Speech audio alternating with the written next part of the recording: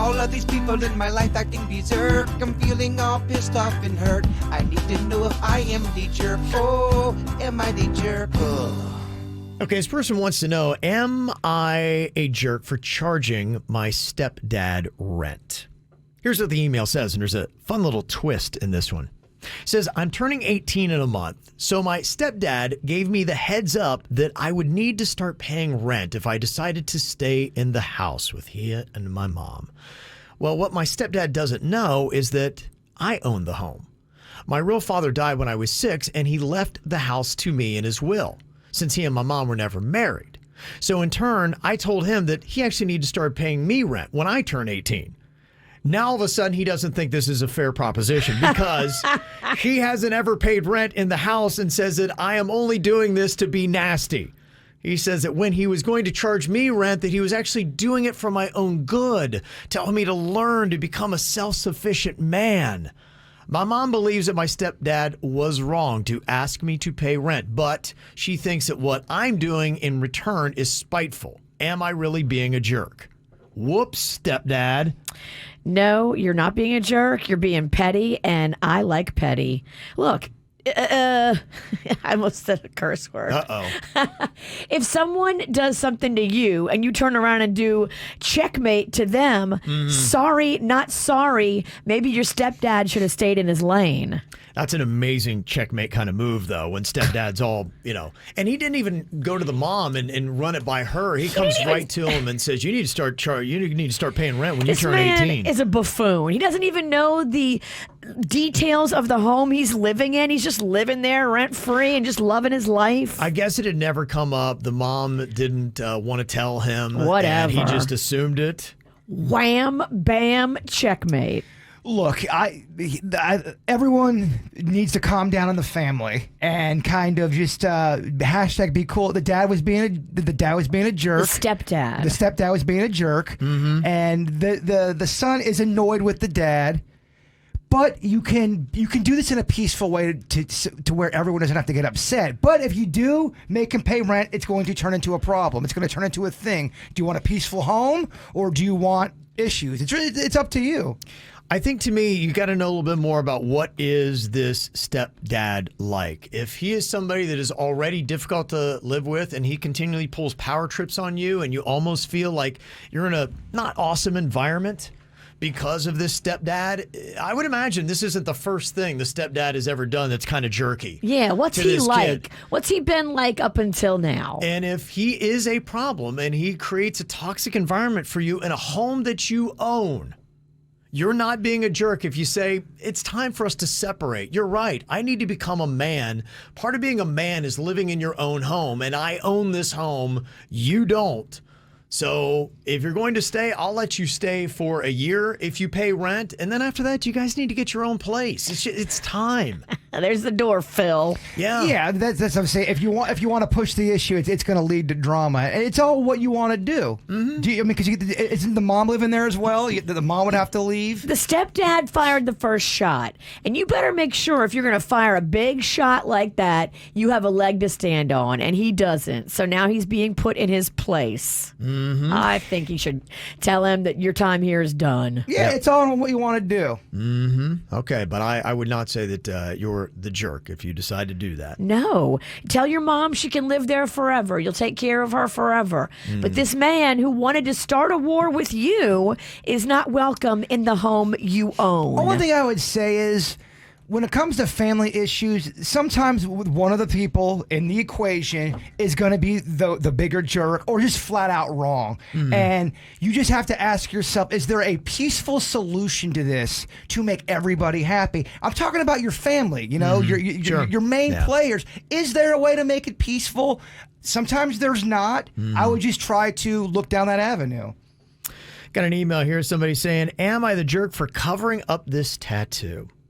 Years ago, my sister and I got matching tattoos. It's not a huge tattoo, and I do love it on its own. The issue is where we are now in our relationship. We were once very close, but strong differences in opinion from politics to other issues has driven us apart. Now when I see the tattoo, it just raises all the frustrations that I have with her. So I'm thinking about having it covered up. My husband thinks, though, that would be the nail in the coffin of our already strained relationship. Am I the jerk for wanting to cover it up? This was the same woman that did the flip a coin thing about reaching out to her sister. And should she? So it sounds like they are very fractured. It sounds like a lot of it stems from the political turmoil that's been happening in America over the last 4 or 5 years. I haven't really noticed anything. Yeah. I don't like covering it up. I don't. It does feel like, I do agree with your husband. It feels like that might be the kind of move. I think these petty differences over politics and all that kind of stuff, it is so short-sighted that we don't realize our bigger common connections, especially when you're talking about your sister. And both times you got a hold of us, the main thing you said, it was politics and other things, which lets me to believe politics is the number one thing that you guys fight about. And like anybody else, you have a few disagreements and other things, but it's one dumb thing that is driving you guys apart. And it realistically would be, because this is something you got together to show that you're connected and united forever. Your sisters, you share the same blood, you got the same tattoo. You're making a big statement if you cover it up.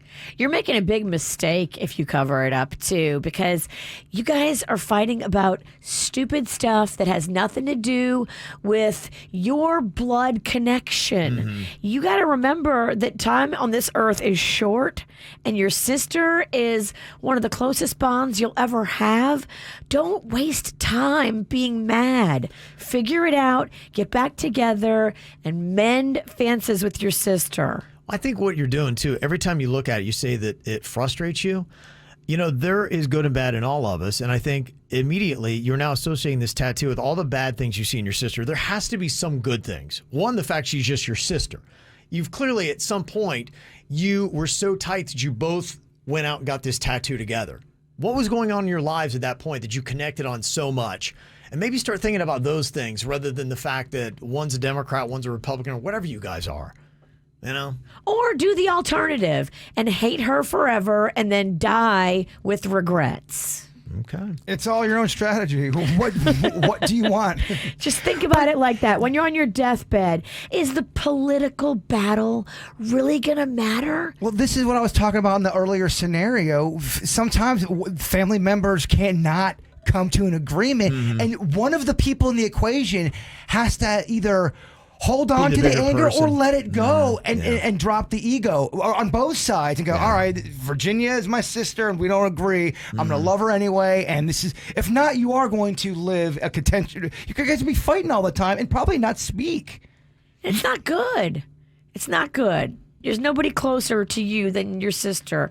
You got to mend it and make it better. But I have a family that I love. I have brothers. I have a brother. I have sisters, and we fight. We still fight. We've fought in the past, but we love each other. But I come from that kind of background. There's some people who don't like their brother and sisters. Sure, yeah, can be. At one point you did, though. And this email says, am I the jerk for requiring COVID tests at my wedding? I'm getting married in a few months, and I am planning on making anyone who attends prove that they have just passed a COVID test. You got to bring that on in.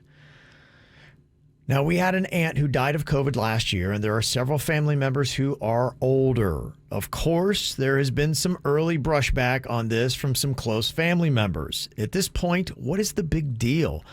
I was thinking about banning cell phones too, but now I'm getting so much anger over the COVID test that I don't know how much more I want to fight with my family. Am I being a jerk? Oh gosh, this is a wedding. Yeah, you're making people jump through all these. You're doing the Dave Chappelle where everyone's got to put their cell phones away. Yeah. She hasn't even gotten to that yet. She just said, hey, so everybody knows you got to take a COVID test right before you come into the ceremony to make sure that you're COVID free. And people are going, I'm not taking a dumb COVID test to go to a stupid wedding. It's a big move. You're swinging for the fences on this move. You're not going to get people on your side, but half the people are going to be annoyed with you. They're already annoyed with you, honestly, because you're getting married and they don't really want to go anyway. Okay. Right now on the KVJ TV poll at kvjshow.tv, 53% say yes, you are being a jerk. Oh my gosh, I can't believe it. It's split down the middle. Yeah, right? That's pretty much it. Welcome to America.